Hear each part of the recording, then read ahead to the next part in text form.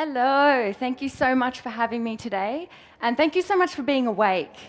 I was really worried about actually getting here on time, and tripping up the stairs didn't happen. But it turns out that having to do a speech this early in the morning is the best alarm clock you can possibly have. Your brain switches on at 4 a.m. and I made it, so it's all good. So as I said, I'm a graphic designer and photographer from Sydney. I am a puppy enthusiast, but I think hyperventilating every time I see a dog is probably not going to get me a job. I was going to wear my puppy shirt today, but I thought I will go for the professional route. It's all good.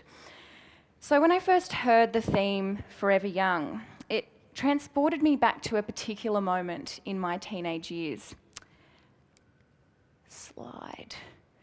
And it was when Marissa and Ryan from the OC chose it as their theme song. And they had a little dance by the pool house. I know you all saw it. So although missing probably the original point of the song, it really brought forward the romanticised idea of staying young for our generation. But in reflection of that time in my life, I never related to wanting to stay young forever. I had an older sister that I looked up to, and I always wanted to be older, and I just couldn't wait to grow up. It seemed like all the cool things were happening when you grow up.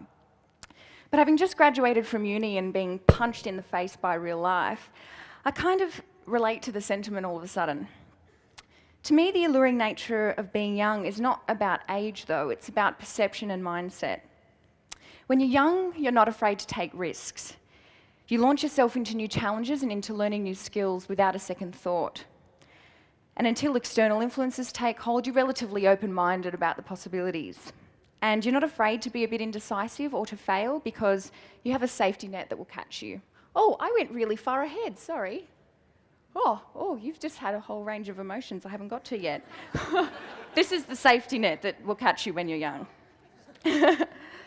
So I'm going to talk about this from a perspective of being a young creative, because I think that the transition between student life and professional life can be quite difficult.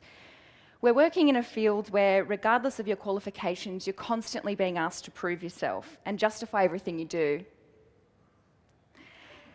So it's a competitive, it's a fast-paced and a constantly transforming industry.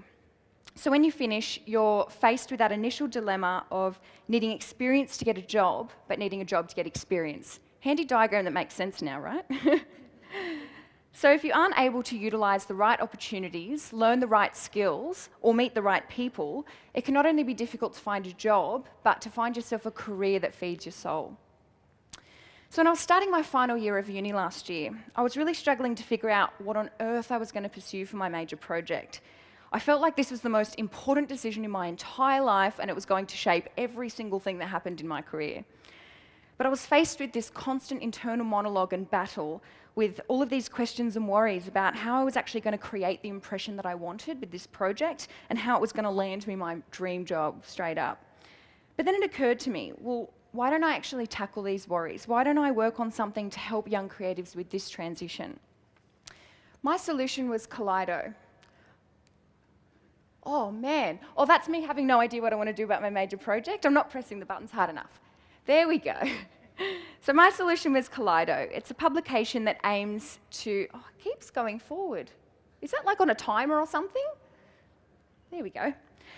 So my solution was Kaleido, a publication that aims to assist this transition. It's just going to play on, isn't it? Okay. That assists this transition by providing information about events, workshops, and opportunities that allow young creatives to enhance their skills. It features people, projects, and places that facilitate creativity and collaboration, and it balances that need to inspire, provide a platform for young creatives to actually submit their work, and it delivers the essential information for networking opportunities. Going forward again. This publication is then partnered with a launch event featuring the artists involved and giving people a chance to actually speak to the creatives that inspire them, and it forms a relaxed and interactive networking environment between peers and industry to form creative relationships. So a lot of research and a few nerdy awards later, I was lucky enough to win a residency program to launch this project, and it was, as mentioned, through Possible, a crowdfunding platform, and Commune, a co-working space. And in practicing what I was preaching, this experience gave me the chance to collaborate with a range of diverse creatives and put together, go back, put together a well-planned pitch for the next phase of bringing this project to life.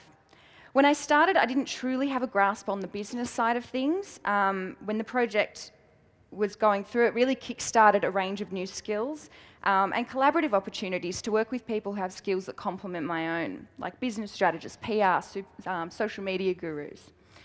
So here comes the shameless plug after this one. There we go.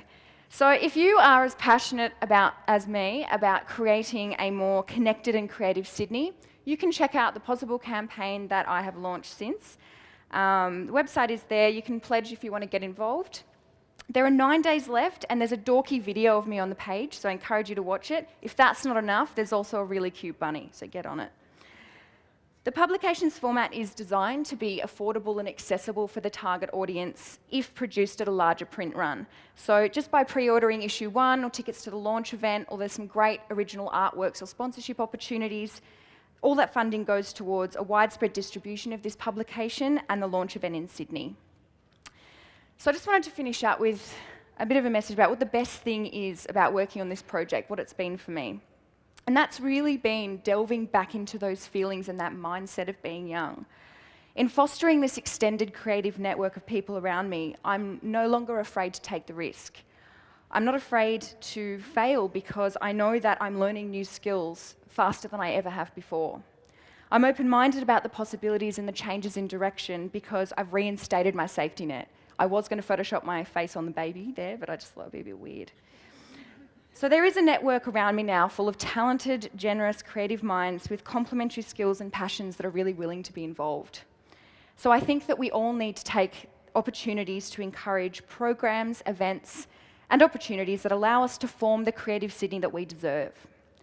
This doesn't just benefit the people working in the industry, but it flows on to transform our public spaces, our social interactions, and intelligent products and services. We need to keep evolving our processes, our collaborative approaches, and our innovative co-working spaces. So I'd encourage you all today to have a think about how you can contribute back to the community. If we all spend a little bit more time investing in a rich, creative Sydney and celebrating the new waves of young creative minds, we can keep Sydney alive and forever young. Thank you. He's in the video.